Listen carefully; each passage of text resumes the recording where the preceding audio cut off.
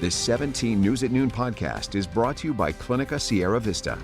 Welcome back to the 17 News at Noon podcast, where we share your news on your schedule. Good afternoon and happy Friday to you. I'm Chris Burton, and we begin with your 17 Court Watch, as 17 News was the only newsroom in the news outlet in the courtroom this morning, as the adoptive parents of Orrin and Orson West were arraigned on new charges of involuntary manslaughter and conspiracy.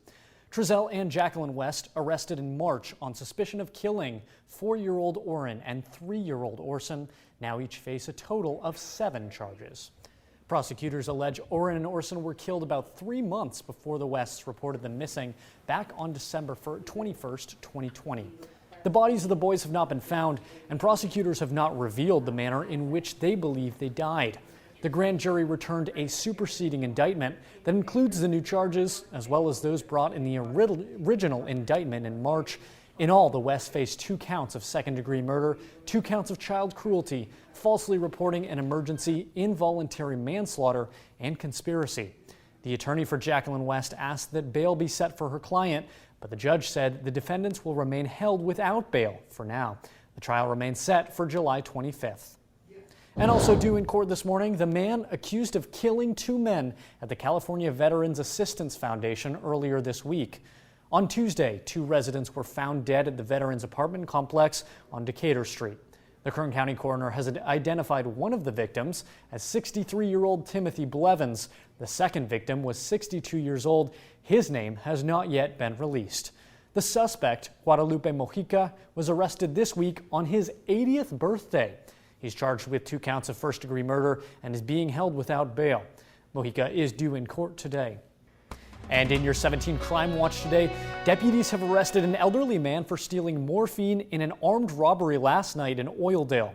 It happened last night just after 5 p.m. at the Rite Aid located on China Grade Loop. It was reported that an elderly man had entered the store and approached the pharmacy counter with a handgun in his waistband, demanding morphine. Deputies say he threatened to shoot the employees, who complied and gave him the drugs. Investigators say he also stole cash from the cash register and left the store. No one was injured, but officials say a customer witnessed the robbery and saw the suspect leave the scene in the back of a taxi cab. The witness followed the cab, leading deputies to where the elderly man was dropped off at a nearby bus bench. Deputies arrested him without incident for armed robbery. The gun was discovered to be a BB gun, and the morphine was recovered. 3 young children appear to be okay after they were rescued from a hot car in a New Jersey parking lot. Police were called to the scene by some alert shoppers, likely avoiding a tragedy. There's 3 babies locked in the car at the Walmart parking lot. It's 3 and they're very hot. An officer soon arrived and said the children were screaming and sweating profusely. Authorities say a 3-year-old, 1-year-old, and 5-month-old were trapped inside the locked SUV for about 45 minutes with the engine shut off.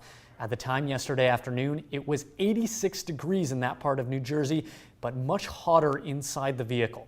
The officer used a lockout kit to open a door and free the children, who were then taken to a local hospital as a precaution. Inside the Walmart, police say they found the 24-year-old mother, who was arrested and charged with child endangerment. And many times, vehicular heat stroke is an accident, typically after a caregiver gets out of a daily routine and forgets a child. The National Highway and Traffic Safety Administration recommends get in the habit of always looking inside your car before locking the doors. Remember this phrase: park, look, lock. Look first.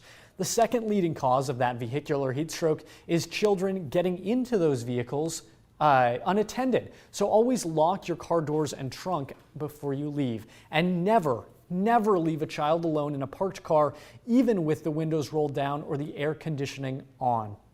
If you do see a child alone in a vehicle on a hot day, make sure the child is okay and responsive. If not, call 911 immediately.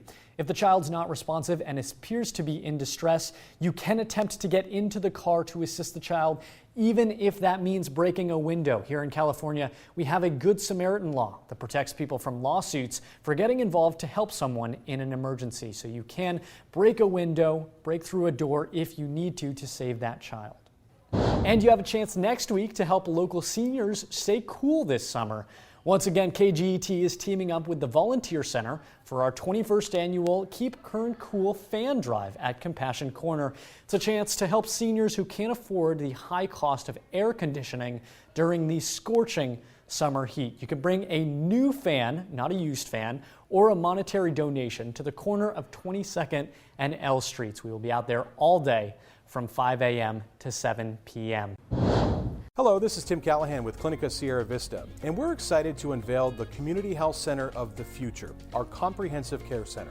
It's located right across the street from Memorial Hospital. We have every service under one roof, from family medicine, OBGYN care, dental services for adults and children, behavioral health, and much more. So find your way to better care at Clinica Sierra Vista this year at our comprehensive care center. Visit our website, clinicasierravista.org, for the latest on this project. We'll see you soon. The Biden administration announcing today that it's ending a requirement for airplane travelers to test negative for COVID-19 before entering the U.S. White House Assistant Press Secretary Kevin Munoz says the president's work in vaccines and treatments was critical to the development, and the Centers for Disease Control and Prevention will monitor based on the scene and in context of circulating variants. A senior airline source told NBC News the pre-departure testing rules will be lifted at 12:01 a.m. this Sunday. But right now, all travelers, regardless of vaccination status or citizenship, are required to test within a day of travel to the United States. And meanwhile, next week brings a marathon of hearings as the U.S. decides whether to open COVID-19 vaccinations to kids under 5. On Wednesday, both Moderna and Pfizer will have to convince advisors to the Food and Drug Administration that their shots work well in babies, toddlers, and preschoolers. Kids under 5 right now are the only group not yet eligible for the COVID-19 vaccination here in the U.S. There are roughly 18 million children younger than 5 in the United States, but it is unclear how many will ultimately be vaccinated given disappointing vaccine uptake by older children. If all necessary steps fall into place with advisory meetings next week, vaccinations are expected to begin in most areas on June 21st. And taking a look at the latest COVID-19 case numbers in Kern County, public health officials this morning announced 919 new cases of COVID-19, no new deaths. This is the first update since Tuesday, meaning Kern County is now averaging over 300 cases per day as we increase that climb in a peak. State data shows we have 38 patients hospitalized currently in Kern County, 8 currently listed in intensive care units. And that means since the start of the pandemic, more than 2,400 lives have been lost. For another consecutive day, gas prices have hit an all-time record high, now at $4.98 a gallon. According to the U.S. Energy Information Administration, crude oil costs account for slightly more than half of the pump prices. The rest of that price includes other components of gasoline, such as production and distribution costs. Now, motorists are worried the trend in increases will continue, especially here in California, which currently is the most expensive state for gas. I'm appalled at the prices here, the gas prices. It's totally insane. They're not giving us a good enough reason for why it's $6.15, and this is the cheapest gas in Burbank. And it's now past $6. I've never paid $6 at this gas station. So it keeps going up every single day. How do they justify it? Well, let's take a look at current gas prices around the nation. National average is inching closer and closer to that $5 a gallon mark. According to the AAA, the national average price for a gallon of gas has reached yet another record high today. Again, California state average, now it's $6.42, and here in Kern County, our average is $6.33. Certainly blistering prices, but we do track the lowest prices here in the Bakersfield area thanks to GasBuddy.com, and today the lowest price is $5.73. That is the Renegade Pride Station on Mount Vernon near BC in northeast Bakersfield. The 17 News at Noon podcast is a production of KGET and Nexstar Media Group. For more on all of the headlines in today's show, head to kget.com.